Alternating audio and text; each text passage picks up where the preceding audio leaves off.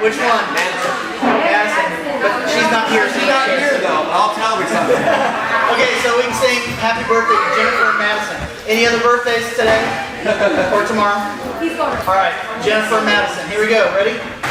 Happy birthday to you. Happy birthday to you. Happy birthday, dear Jennifer and Madison. I think that's not sure.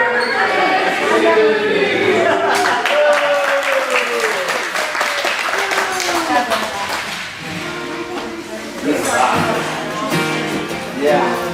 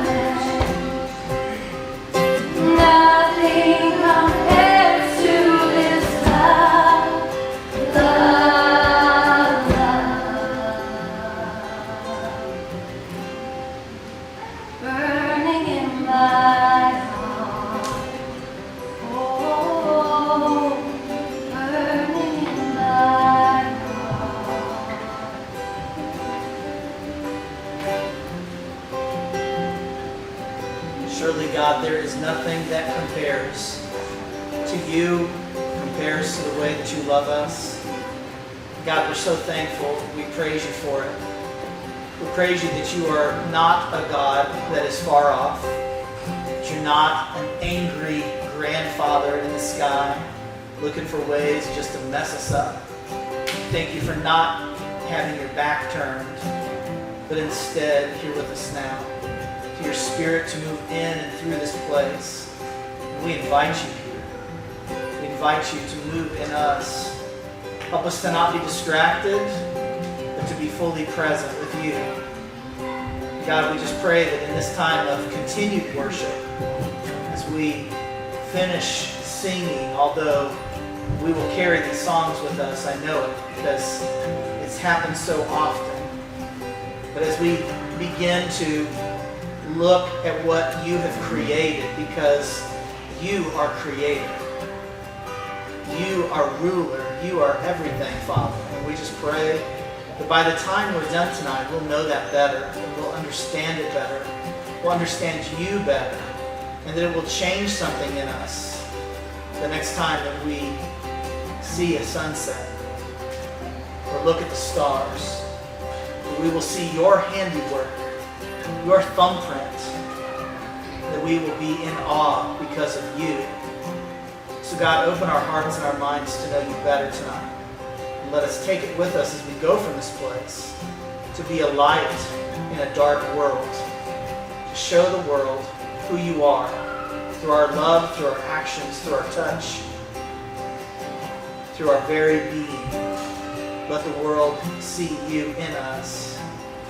And Father, for those that are here that might be skeptical, that aren't sure about what it is that you are all about, I pray that minds would be open and that people would at least give it a chance to see all that you're about. So God, we thank you for tonight and this opportunity to do this in this place. And once again, we thank you that the storms have passed, to give us a night where we can do this. So God, we praise you for all that you've done and all that you're about to do. In Jesus' name we pray.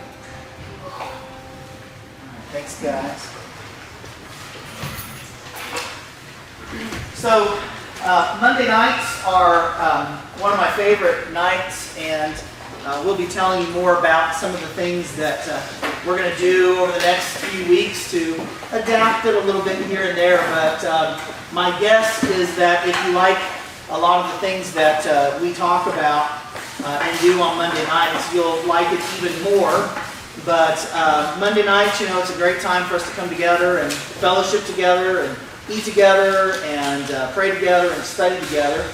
And sometimes the topics are really heavy scriptural topics, really good solid Bible study topics.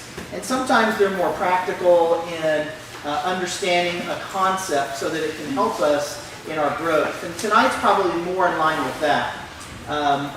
Because we've been dealing with a question for the last 2 weeks, and we're going to continue that today, and probably next week we'll hit it a little bit more. But it's really a fancy word that is postmodernism, is what the word means. It's really a philosophy. It's not just an age group, although I will tell you, most of our 30-somethings down tend to be postmoderns, mainly because of the educational system and the way that they've been taught and raised. Part of the postmodern thinking comes out of having families that have grown up in a modern worldview. And the simple difference between modernism and postmodernism is that modernism says we love facts. We love for you to show us details and statistics. So if I was trying to prove something to you, like for instance, if we were to have a topic which we've handled here before, but the authenticity of Jesus Christ as an actual person, I could lay out for you history. We could lay out third-party evidence, that is extra biblical resources to show that they were writing about Jesus and had a lot to say, and it fits very closely in line with the things that we know from the Bible.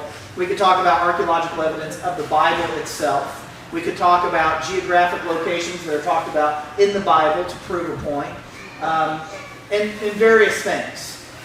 For a modern thinker, people that are modern from a philosophy perspective, they love that stuff.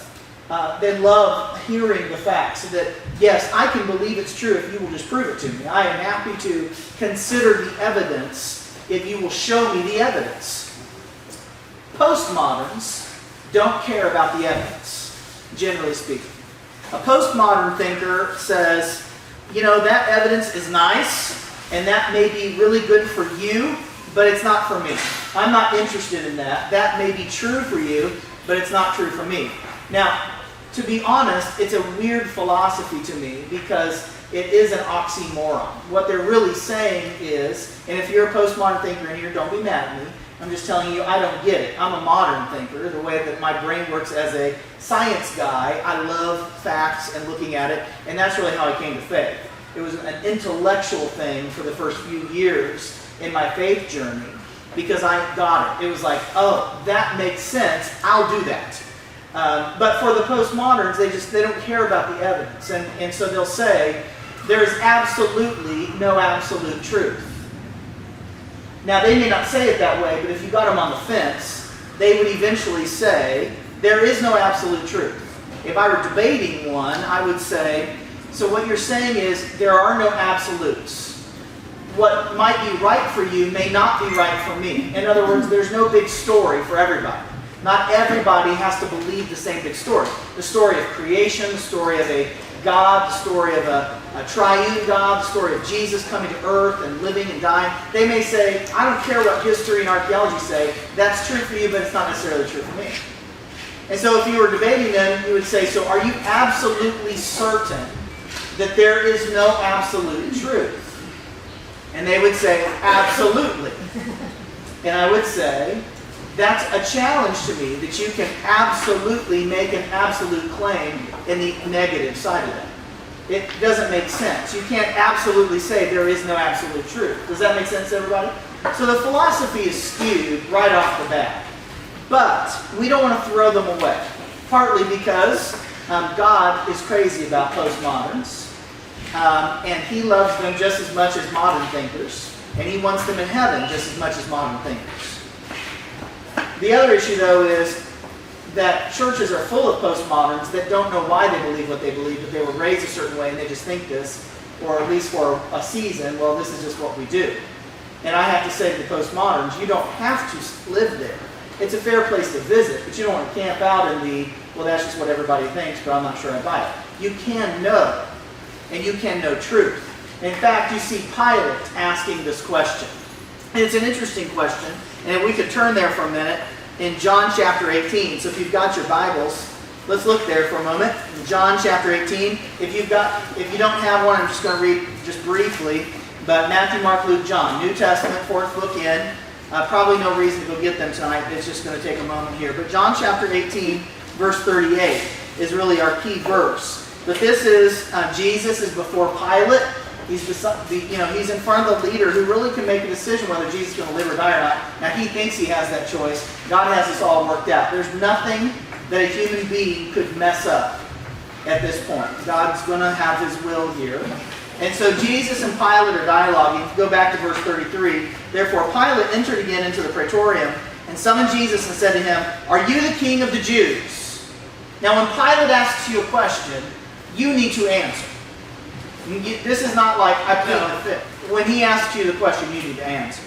And Jesus answered, "Are you saying this on your own initiative, or did others tell you about me?"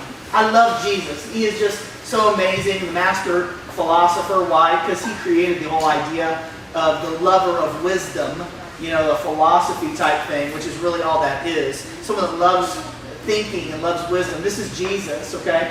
And so he asks a question.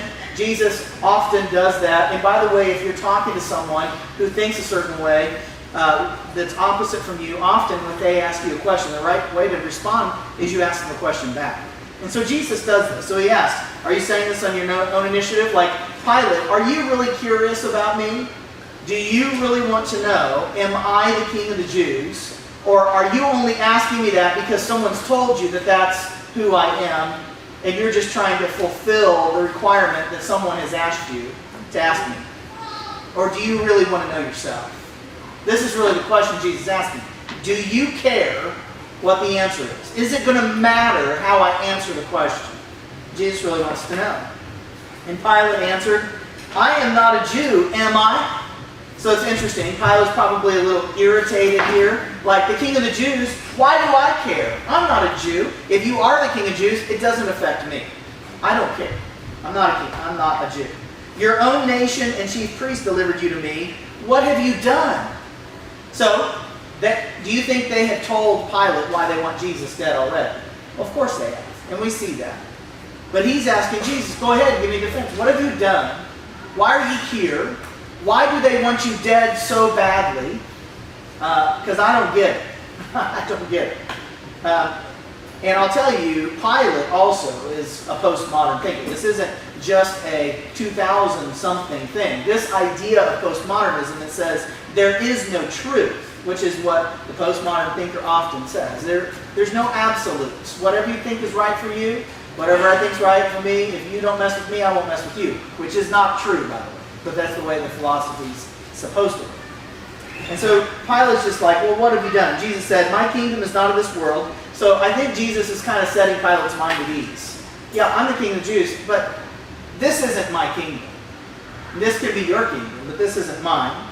If my kingdom were of this world, then my servants would be fighting so that I would not be handed over to the Jews. But as it is, my kingdom is not of this realm. This isn't my fight. And Jesus, this isn't my fight. You know, we're talking about apples and oranges here, is really what Jesus is saying. Therefore Pilate said to him, so you are a king? Jesus answered, you say it correctly. In other words, yep, I certainly am. That I am a king. For this I have been born, and for this I have come into the world, to testify to the truth. Everyone who is of the truth hears my voice. So before we say what Pilate says in retort here, Jesus is making a point. And if you believe in Jesus at all, Jesus is saying there is an absolute truth. And I'm it. Jesus makes this very clear. That philosophy that says, what's right for you is right for you, what's right for me is right for me, as long as you don't mess with me, I won't mess with you. It doesn't work with Jesus anyway. It really doesn't. Jesus is saying there is a truth. Now, this is where most of the postmodern world gets hung up anyway, is they're like, yeah, but there's no big story for all time of all people. In other words, Jesus may be your way to God, but he's not my way to God. That's the way most postmoderns think. But it's just not true.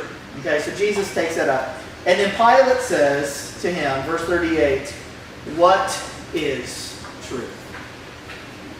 Postmodernism's been around a long time. And so the question is then, how do you work with postmoderns? Because again, there's no big story. There was out of the modern world, which would have been more prevalent up through the 50s, the 60s, is the sexual revolutions where it really began to take a turn from an overall modern thinking in our society to a postmodern thinking. And again, you can have a 95-year-old postmodern, but most younger generations are there because of how they've been taught. And so modern thinking thought science, technology, and facts would save the world. Everything would work out perfect. And postmoderns today are going, how'd that work for you? Yeah, you may have created an awesome grid for us to have electricity all the time, but you also created the atom bomb. And how'd that work out for us? So postmoderns are very skeptical often of the modern thinking, and so anyone that claims to have all the answers, they just dismiss. So for me, if I were really, now there probably are postmodern thinkers in the room, but we're doing this a little differently. But if I were, let's say, on an airplane, because this is where I often get an opportunity to interact with weird people of all kinds. And so if I were on an airplane and they found out, I don't usually announce right up front that I'm a pastor because it often shuts the dialogue off. But if we just interact, and like I told you a story a few months ago about hanging out in an airplane with a PhD engineer that was a Muslim. Now, I did not initially tell him that I was a pastor. It would have shut it down. I told him I was a scientist in the past. I did something different. And then I started talking his lingo. We had a great time. talking about spring dynamics. I'm sure everybody would have loved sitting right there in front of us talking about this nerd thing, but it was a good interaction. But if he had been a postmodern thinker, I wouldn't have gone down the road of facts. I wouldn't have gone down the road of here's what we can prove to you. It would have been more trying to pull out of them why do they think what they think? And why do you believe what you believe? And this is part of how we have to interact with postmodern thinkers, because most of them that I've interacted with on planes or wherever, they don't know what they think. They're confused about it. And so really what you're hoping for is they'll invite you into the conversation to explain why you think what you think. But it can't all be about facts. They don't generally care. Like I wouldn't be able to go, well, statistics will tell us blah, blah, blah, blah, blah, or, they don't care. They go, well, that's nice for you, but that's not, it doesn't do it for them. And so often where you have to go is ask them, well, what do you need to hear? What would you have to understand? What would you have to see to believe that God is real? What would it be? Many times they will not know the answer to that question. And my answer would be, well, I can tell you why I think it's real. Would you like to hear that? And every time I've asked that question, the answer is, yeah, tell me. Why do you think it's real? This is part of what I said probably a month ago here on Monday night was, no one can take your story away. Because this is how it works. The thing about postmoderns, they're very pragmatic. And so if it works for you, then that works. And what postmoderns are trying to figure out with Christianity today is, does Christianity work? Am I willing to give it a hearing? Because ultimately, here's what postmoderns are asking. The teenagers in our society are asking this question too. Do I want to be like you? Now, they may not articulate that, but it is when as they grow older, they're going to be asking the question, do I want to be like them? Is this what works? And this is part of the answer that Christianity has to understand, that this is what a postmodern generation is looking for. This is why having angry, grumpy Christians around all the time is challenging to a postmodern world. One reason why churches that tend to be grumpy, anyone ever experienced a grumpy church? Okay, a few of you. They're dying, and they will die. It's a matter of time. I know it sounds terrible for me to say. It is the truth. Because as the generation that is okay with being in a grumpy church, we are the frozen chosen, we are angry at life, but by golly, we're going to sing this hymn, and if you don't like it, go to hell. That group, they're all going to grow old enough and die, and there won't be anyone to replace them. Everybody with me? Yeah. Because that does not work in the mindset of the postmodern generation. So in order to reach them, you have to be able to communicate with them in a different way. Part of it is they've got to see that it works. Ultimately, guys, if you hear nothing else about how you reach the postmodern generation, they need to see that Christianity works. They want to know that Christians are happy about being Christians, that this is a better life. Because one of the arguments you'll hear postmoderns often make is, Christianity is no fun. God's just a cosmic killjoy. It's something when we have a good time. I'll tell you what, half of my life now, I was not a Christian, and the other half, I have been. I'm right on that bubble of halfway mark. Almost exactly halfway in my life. I didn't lose anything by being a Christian. I was a ridiculous human being for most of my up to that Christian moment. But in making the switch to say, I'm not going to live for me anymore, I'm going to live for God, which was a process, and it is still a process. It wasn't like one day I woke up and went, wow, I'm never, ever going to think or say any of those things again. It was a process. Now, the heart was willing, there was a desire there, but it took a while for my flesh to catch up and to work through some of the stuff that had hold of me when I lived in the kingdom of darkness. But I'll tell you, my life is so much more fulfilled now, and I find joy in this life much more so than any of those times before. And I want people to see that, especially the ones that say, does it work? And the answer is, in my life, absolutely. Let me tell you the story. I've been in the gutter, and it's not a good place to be. Make sense? It works. But no one can take my story away. Everybody with me? And so part of the message for Christianity is we got to live out our faith as if we're actually happy about it. We got to live out our life that says, I'm thrilled that I'm a believer and that heaven is awaiting, but I'm not going to just be grumpy and angry until I get there. I'm going to live out the joy of my salvation now. If we're going to reach postmoderns, we've got to be there. We do. This is partly why we have the music that we have here. We don't sing funeral dirges here. There's some awesome hymns that I love, but they're funeral dirges. You know what I mean? It's like the tempo's like this.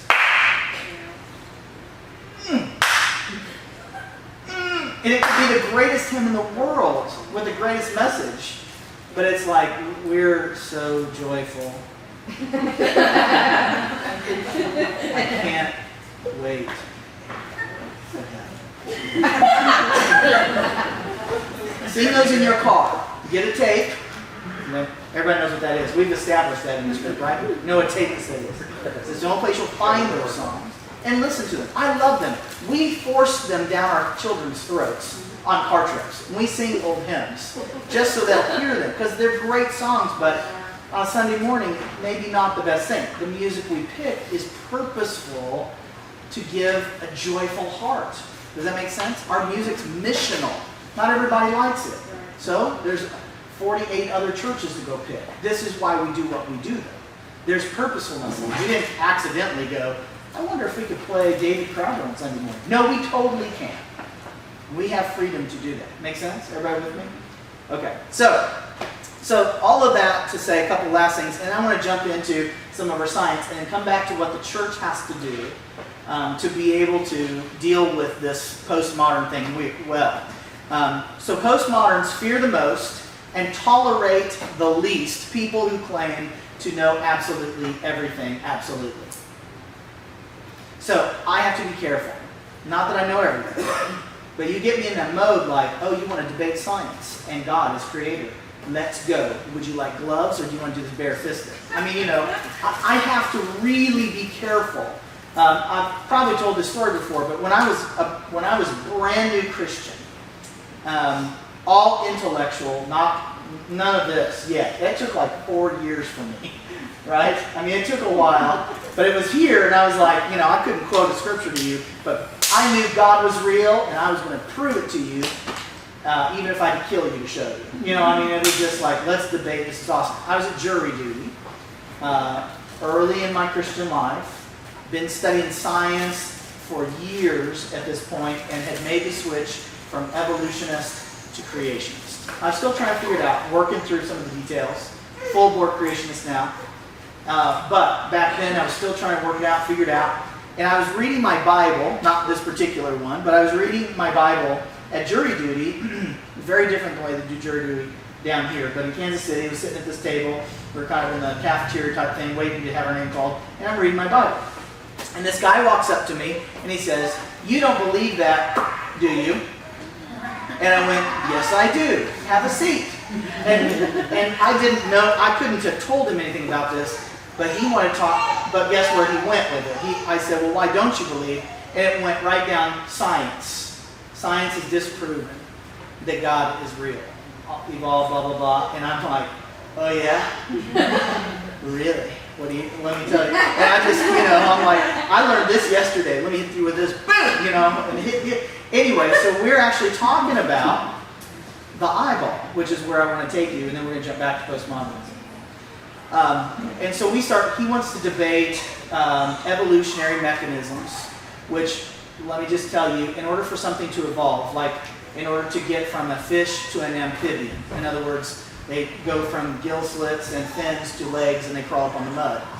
To get there, it can't be directional. In other words, it's accidental. It's like taking a photocopy of a photocopy and then running it through until the photocopy gets jammed in the paper, in the machine. You pull it out, undo it, and then make photocopies of the one that got jammed in there. And it messes up the DNA. This is a mutation, and then it starts replicating the messed up thing. There's no direction for that. It's accidental. It just, a mutation happens in the process of things being, replicated or copied, like in a copy machine over and over again. Like if you go in here in our copy machine and you make enough copies, eventually it will jam. like on the 14th one. It will jam. But it would be like taking the original off the plate and then taking the one that's half ripped and go, now I'm going to make copies of this one. Is everybody with me on that? But it's random. There's no direction to it. Like, I really could use a third arm. Let me just work on that. Pop, here it comes. That would be a directional evolutionary thing. It's random. You don't have any control over it. And so this has always been, this is the major tenet of evolution. It's through mutational effect, accidental variations in the code that are supposed to be positive and enhance the next organism. Let me ask you, when you make a photocopy and it gets jammed in a copier and it rips it up and it blurs the ink and you take the original off the glass and put that one in the glass and you start making copies, is it better? Is it ever better? No. Same thing with DNA. There are times that you can have a benefit to the mutation, like sickle cell anemia, for instance. Sickle cell anemia, you don't get certain diseases if you have sickle cell anemia. It's a mutation of the red blood cell. It's no longer round, and so it doesn't hold oxygen well. It's elongated, but the problem is they get stuck in your veins, and it causes all kinds of trouble, and you have pain, and you die. So does it keep you from getting malaria? Yep.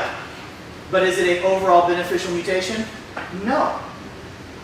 But there's benefit to it, but it doesn't, it's not overall benefit, and it's not passed on to the next generation. So you've got, it can be passed on to the next generation, excuse me. It can be passed on, but it still has no positive effect other than you don't get malaria, but you have pain and you end up dying younger. So there's no overall positive effect.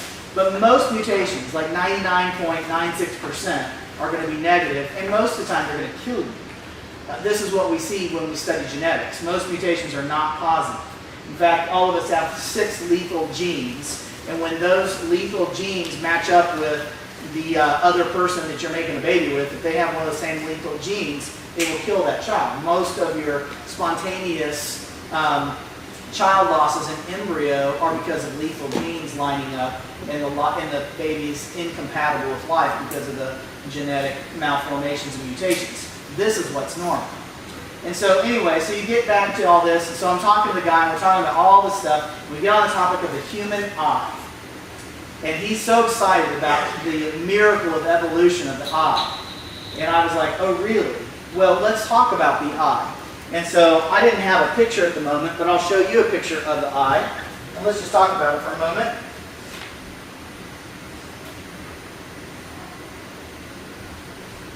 So there's an eyeball. Very exciting picture for everybody, right? I can block Jennifer. She knows what it looks like. And so here's an eye. So what's interesting about it, now, this may be gross to you, but I found a non-gross picture. There are much grosser ones than a cartoon eyeball, okay? But here's the thing, George Gallup, everybody familiar with George Gallup? Gallup polls guy, statistician. Here's what he says. He says, take the human body alone, and the chance that all the functions of the individual could just happen is a statistical monstrosity. So you go all the way back to Gallup. And the idea of just statistics alone, again, postmoderns aren't going to like this, but it's part of a story to tell, and they have to be confronted with the evidence in the right way at times. But statistics will tell you that this happened through random mutational effects. In other words, there were 1 million photocopies that got stuck and taken out and put back on the glass and copied again until the next mutation occurred, and this is how the eyeball would have been created over millions or billions of years. This is what the evolutionists will say. And again, it doesn't even make sense from a common sense perspective. You don't have to know a bit about biology, and you look at that picture alone, and you look at the details and the complexity of the nerves and the blood vessels and the lenses and all those things that go into play there. Most rational thinking people would not think this was an accident. It would be like walking in the woods and you find a motherboard out of a computer. Most people would not go, wow, this must have accidentally grown here somehow. All these parts must have just floated in at the right time, and here it is. I've never met a human being that would ever think that, even if they've never seen a motherboard in their life. You could take a motherboard out of a computer and take it to someone, what I would call a popper and clicker. No language, in the bush, and somehow be able to ask them, did this come from did this happen on accident? They wouldn't even believe it happened on accident.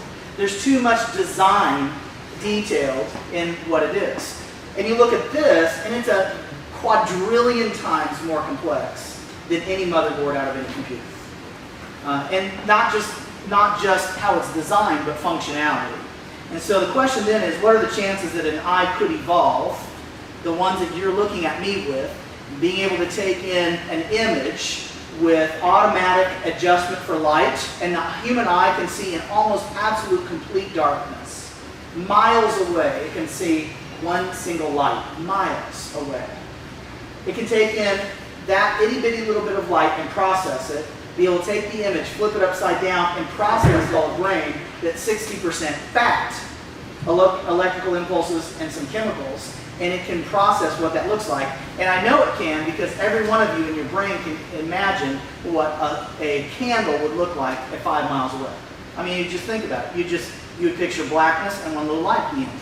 How can you do that? You can't pull your brain out of your head and cut it up and look at it under a microscope and see that picture. You're able to create that chemically.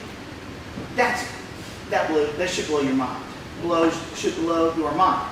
So it can adjust for light, can be in the brightest of lights, can be in the darkest of darks, and still process information. It can adjust with your pupil based on the lights. It can adjust for distance. And all of these things, all of these automatic processes that you never even once think about.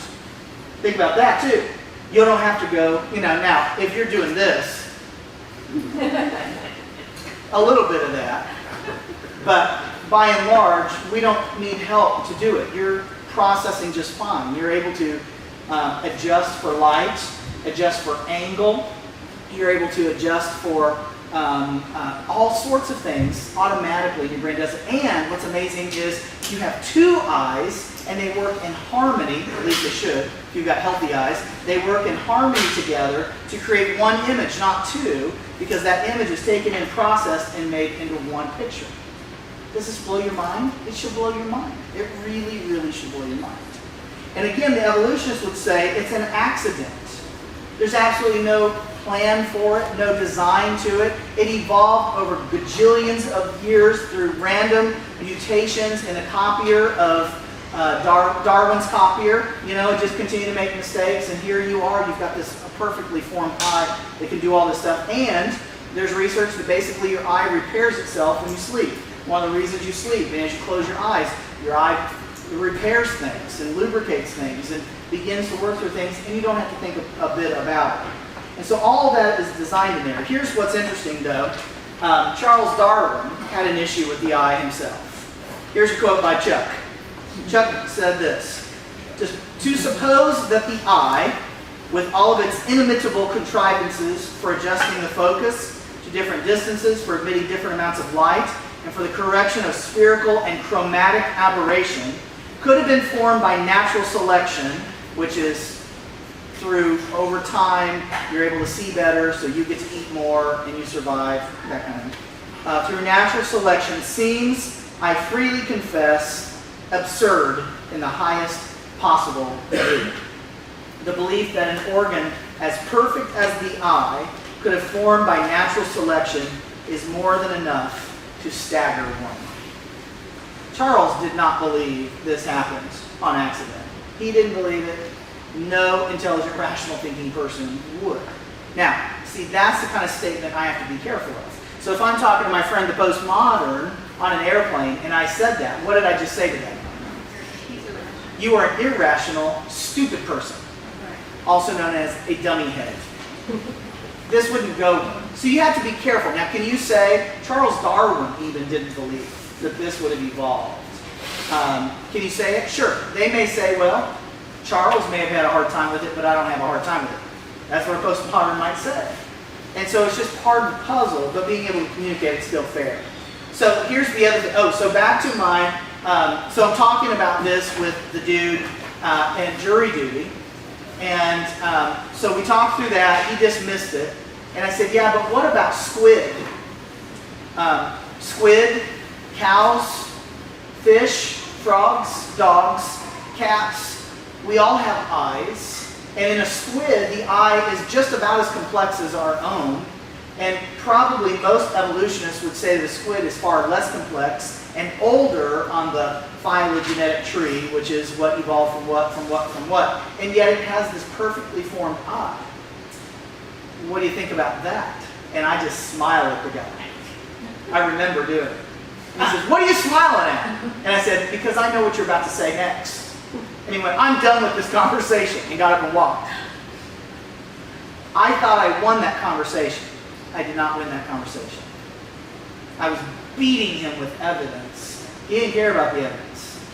He wanted to know, why does this Christianity thing that you are reading about, why does it work? Does that make sense? So we can learn all the evidence we want. Now for you, my hope is that you hear this stuff and it just concretes in your faith. And you're like, oh yeah, I totally get it. And by the way, the answer to that is to believe that other organisms less complex than us genetically could form a fully functional eyeball, even if it doesn't do all the same things ours do, like 100,000 movements a day. That's kind of crazy. Even if they have an eye that's less complex, the idea that we evolved them on our little branch, and that frogs evolved them on their branch, and fish evolved them, and squid, and cows, and cats, and dogs, to think that in each of those organisms, in reality, they had to go through the same mutational processes to design them on their own as we did, as we went through it. So in other words, it didn't just have to evolve into place one time, it had to evolve into place all over the place. And to think that happened is even more ludicrous. And there's all kinds of scientists who said that too. Here's one by Frank Salisbury. Now he's actually a plant biologist, but he was looking at the evidence and he said, "My last doubt concerns so-called parallel evolution." In other words, humans evolved the eyeball as well as squid. Okay? Even something as complex as the eye has appeared several times. For example, in squid, the vertebrates, and the arthropods. It's bad enough accounting for the origin of such things once, but the thought of producing them several times makes my head swim. There's no way. And so hopefully, as we talk about these things, what that does is it helps you really believe and know and understand there's a creator who created you, and when you read the first line, the Bible says in the beginning, God created. It's true. It's true. We are not accidents. There's no accident about it whatsoever. Okay, so let's go back to postmodernism then for a minute. By the way, do you like these science nerd topics? Yes. Yes? Okay, good. Did you put up the little video about, or we're going to use it for something? Last week, if you weren't here, we were talking about, in the Bible, it talks about Behemoth, and he had a tail like a cedar. And I showed an elephant and a little elephant bottom and said, that's not a cedar. And then a hippopotamus bottom and said, that's not a cedar. And then here's the plesiosaur, that's a cedar tail. So we're going to use that for stuff. That's going to be fun. Okay, so here's the question for the church. So we're here, this is the church. How do we understand postmodernism, and how do we as a church function through it? So let me just give you 7 quick things and we're going to be done. The first is that postmodernism is good for the church. It just is. And it's good for the church for lots of reasons. One is it will diminish legalism. So what's legalism? Legalism is we have a checklist of things that we're going to do that will justify us with God, whether our heart's in the right place or not. Now, is it okay to have a list of things that we should do that are good things? Yeah, that's okay. Like, I don't want to steal, I don't want to kill, I don't want to maim and destroy, and all the things you want to do on the highway. I can make a list of those things. But I don't want to just be a checklist like, whew, made it through the day, I didn't kill anyone, I'm in good shape now. But I hate everyone, and I want them to die in a ditch, but I at least didn't kill anybody. And we're missing something between here and here. Make sense? And so just because you did it right doesn't mean that you have the right heart with God. So hopefully over time, God begins to work on you and transform you and change your heart. So it's not about keeping a list of rules. It is because I love God and He loves me and He has healed me from wanting to kill everyone I see to really wanting to love everyone I see and making that shift where the things that I do because I love God and because He's changed me. Everybody with me? But what postmoderns do is it forces us not to be legalistic. Because what the postmoderns will say is, why are you doing these things? Because it's obvious you don't believe them. Make sense? And so it diminishes legalism in the church, and it must. It forces the church not to just do stuff because we do it, we're doing things because there's meaning behind it. And so, for instance, communion. We do communion every week here. If it were a legalistic obligation, and it wasn't about our heart, if we just said, look, you all have got to take communion every week or you're going to hell. If that were a legalistic demand, the postmoderns would go, what does that do for you? Do you think it's some sort of magic potion that you're drinking or eating? Baloney. Does that make sense? And so diminishing the legalism forces the church to go, why do we do what we do? Is it just because we're fulfilling a checkbox? Or are we doing it because we want to honor Christ? And we want to magnify Him all the time, not once a quarter or once a year. But we want to make this the forefront and capstone of everything we do. To remember that Christ died for you, body broken, blood shed. Postmoderns would hear it and go, well, I don't want to do it, but I at least understand why you do it. Everybody with me there? So diminishes legalism. Number two, it calls the church to be more authentic. Postmodernism forces us to be more authentic. In other words, we actually are going to have to live out what we believe. It's no more about what do we say, it is what do we do. Postmoderns want to see it in action. One of the things, one of our yard signs that we have out there, it says, come make a difference. That is the postmodern, poster board child sign. Because postmoderns want to make a difference. Something weird about it, but postmoderns want to make a difference. In the last 20 years or so, like the Peace Corps enrollments have gone way up. Why? Because they want to make a difference. They want to make a difference in people's lives. So if the church is smart and they're trying to reach postmoderns, they'll say, why don't you come make a difference with us?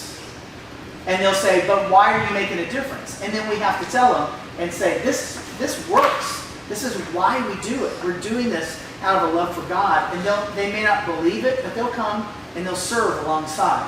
And we do have that happening. We have postmoderns that come to church here, and I'll talk about another point in a moment, that aren't sure they buy the whole thing, but they want to come and serve with us. They want to come collect shoes and bring clothes to the community center. We have non-believers come and bring stuff to us to be able to use. Why? Because they want to make a difference. They may not believe what we believe, or they may say, that's your belief, not mine, but I still want to make a difference. And that's important. And so in order to reach the postmoderns to say, come be with us, the church has got to be authentic, which means we got to get out of the building and not just talk about it. They don't want to hear anything more about Jesus. They want to see it. Then once they see it, they'll say, now tell me about it. Make sense? Because if it works, then I want to hear about it. Tell me. Number 3, it will demand more emphasis on community. In order to reach postmoderns, we have to have an emphasis on community. Now, by the way, this should be ringing bells for you why we do the things we do here. This is why we have movie nights. Is it okay for the church to have fun together? Yes, it's building community. Is it okay to eat together and do those things and have a coffee shop? Absolutely. Why? It builds community. Postmoderns want community. They do. They yearn for it. And in fact, I had someone not too terribly long ago who visited here, who's not necessarily a believer, who said, how can I find what you've got here but not go to church? Any answers? What would you say? I hope you're not like, well, you could go to the gym, you could join a golf club. No, none of those things. How can you recreate this without it being the church? For real. Any idea? Read the Bible and study it yourself. No. Well, no. Christianity was never meant to be an individual sport. It's just not. Everything about it was community. I don't want to tell them the answer. I don't want to tell them, yeah, you could find somewhere else, because I really don't think you can. I think God crafted this perfectly to be what we yearn for, and we yearn to be connected to other people. And we yearn for community. Our sinfulness is what forces us to isolate. And we don't want to be with those people or whatever. But there's nothing else like it. You can't replace it. That's why I wish everyone that comes here would hear that and go, you know, I don't want to miss a Sunday because I miss out on community that I can't replace it anywhere else. I got to wait an entire other week, or at least till Monday night, but I got to wait for me to experience it. If I skip it to go play golf, I missed out on something I can't replace anywhere else. I would love to communicate that. The hard part about communicating that message is you say that, even here, and what you're doing is you're picking on the people who are here. So, you could just call everybody, you missed today. And you're not going to be able to repeat, or you're not going to be able to replace what you missed today until next week. I just hope you know. I mean, that wouldn't work. I don't think. Would it work? No, it wouldn't work. I know it wouldn't work. All right, so it demands an emphasis on community. Number 4, people will belong before they believe. Say it again. People will belong before they believe. If you pay attention at all to how I talk on Sunday, you almost always will hear me say something like, we have all kinds of people in this room. We have people that have been believers all their lives, and we have people that aren't sure they want to even be here. They don't buy the Jesus thing, or maybe they were drugged here by somebody else. And I say, you're in the right place.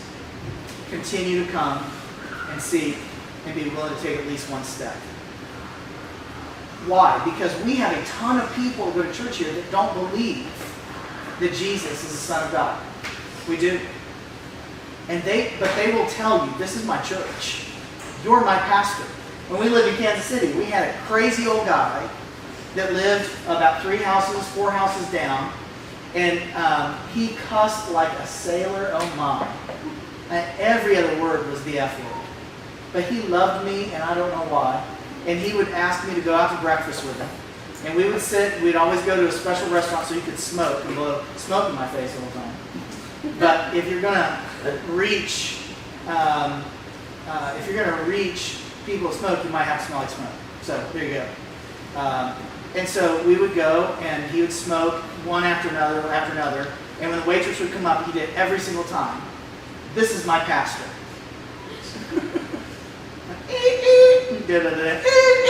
This is my pastor. Son of a... it was like...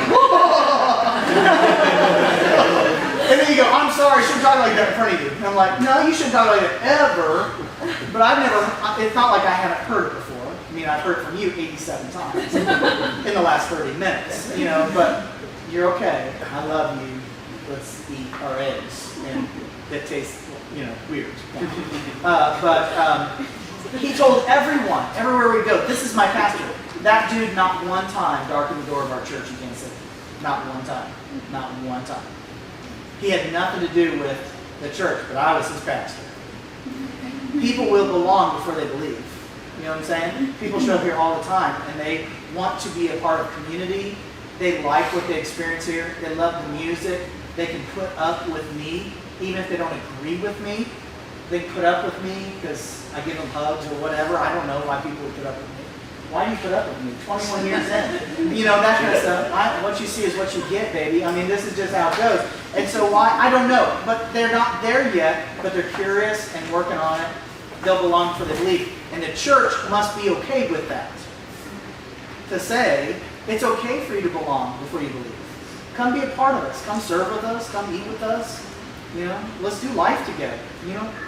But don't stay where you are. Keep moving. Keep growing. This is part of that. Meet people where they are, but love them too much to let them stay there.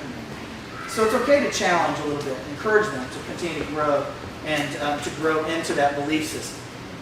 Okay, number 5, calling the church back to re-engagement with the world.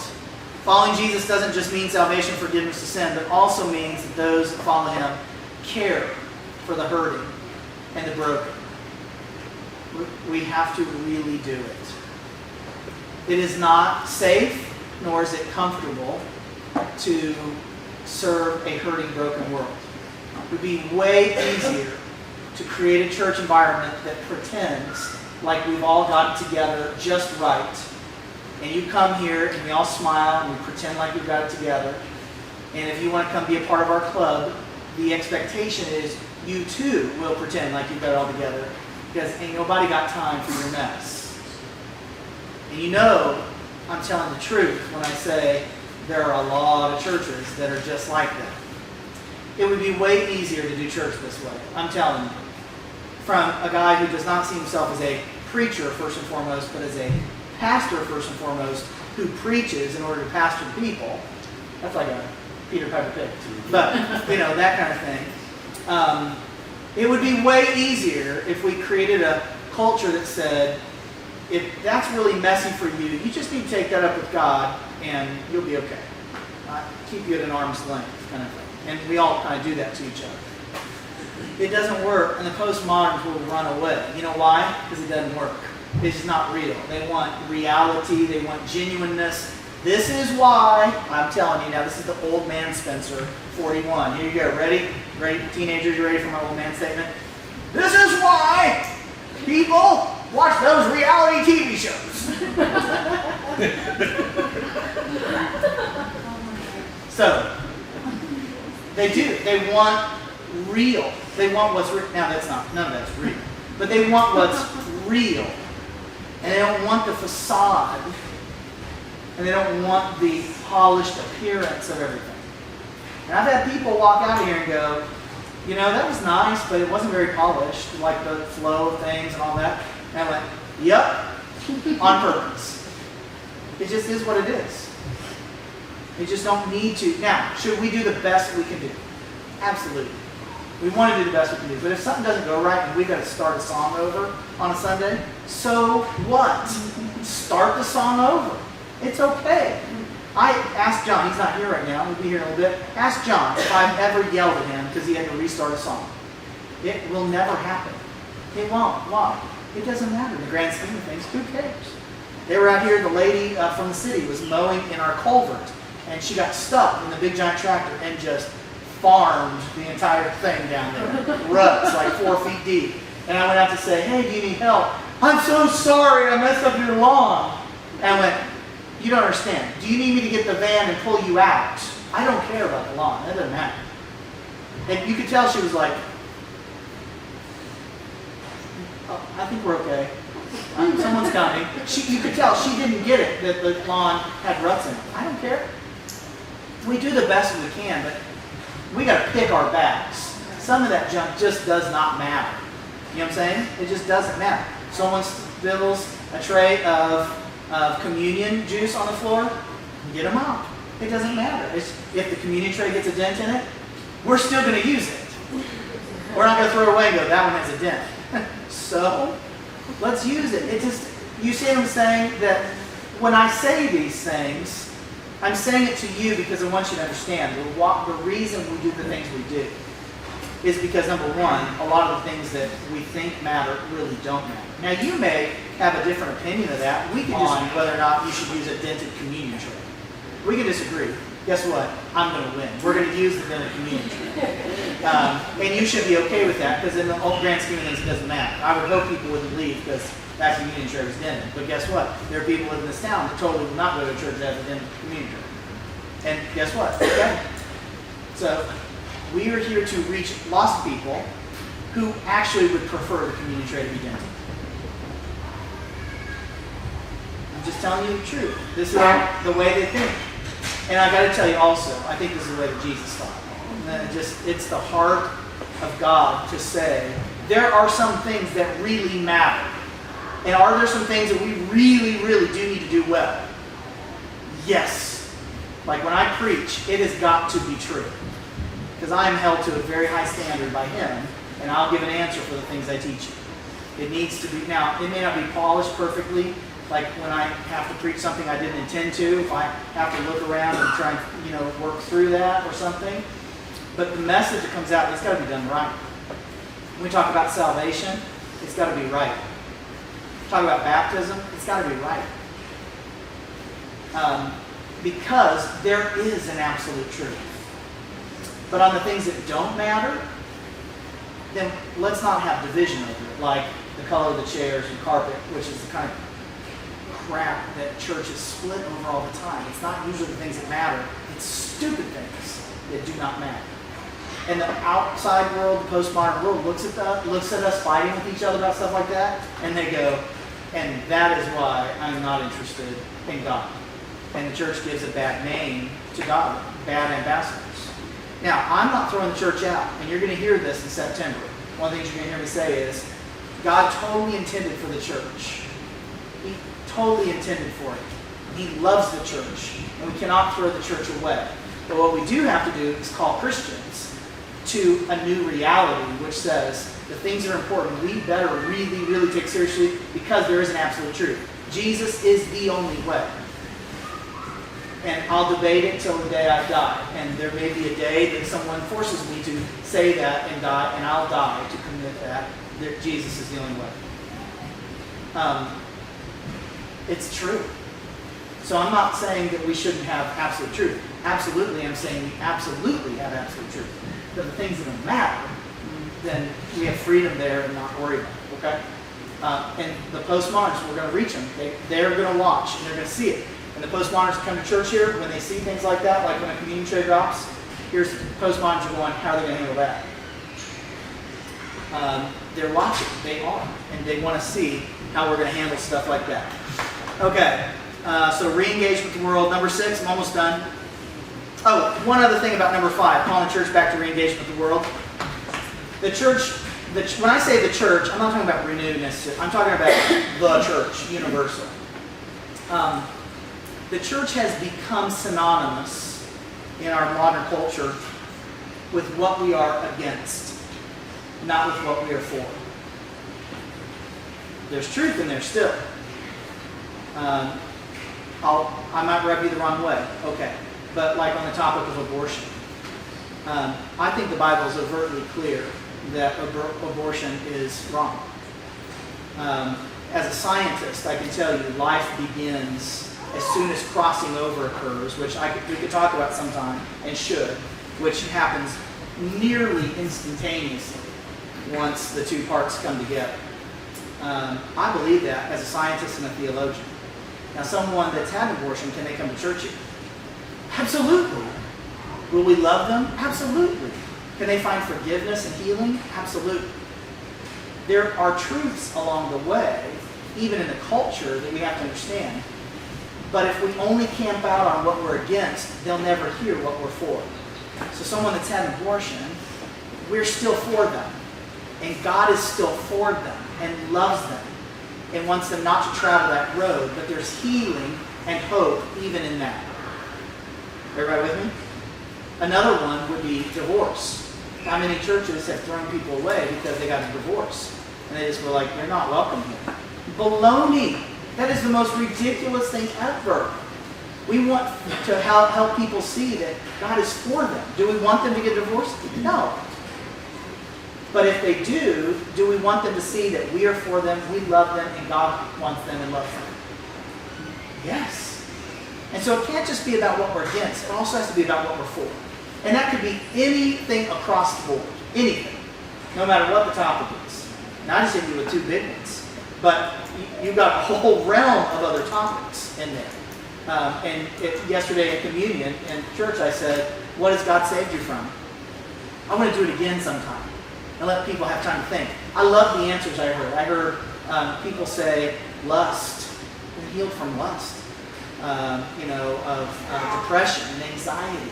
All these things. And people are giving these lists. And I was like, oh, wow. Listen to people be transparent about that. Why? Because they know they're in a safe place in the kingdom. And that's awesome. Because they know that God's for them still. Even though they've been down that road. You know what I'm saying? And it's any topic, any social topic you've got to deal with. It's not just about what we're against, it's what we're for also. And we've got to help them see that that's true. And again, homosexuality, same topic, abortion, any of these issues, being married multiple times, all that, it all is there. It's not just about what we're against, but what we're for, so that they know that God loves them and wants to heal brokenness. And the church will stand with them to help them find healing. You right with me? Because I think God can heal anything. Anything. And so, postmoderns will force us, number 6, I'm almost done. Postmoderns will force us to lift up Jesus more than the church. They want to hear about Jesus, not just what you do in a building. But this is partly why I tell you all the time, the church is not the building, but it's people. Because that means we're not dependent on what goes on with this building. Church is about Christ. It's about Jesus, which is also one reason we do communion every week. Because we want to make sure that everyone hears the message of the cross and Him crucified every time they come. So if someone comes one time, they need to hear that message. Go with me? Number 7, last one. We don't need to get rid of the big story. Remember, postmoderns, there's no big story for all people of all time. God, triune God, Jesus, walk, die, resurrected. They would say that story is not for everybody. I would say we don't need to get rid of the big story, but we do need to learn how to tell it better. which means they got to see it. They got to see, what does it look like for a church to live in light of a cross and a resurrected Christ? This is the question before the modern generation now, or postmodern generation. What will the church look like? Can we tell the story? So let me just leave you with this question. Do you think it renewed? And you don't have to answer, it's rhetorical. You can answer if you want to. But do you think we do a good job of showing Christ and Him crucified and resurrected and living a resurrected life here? The answer needs to be yes.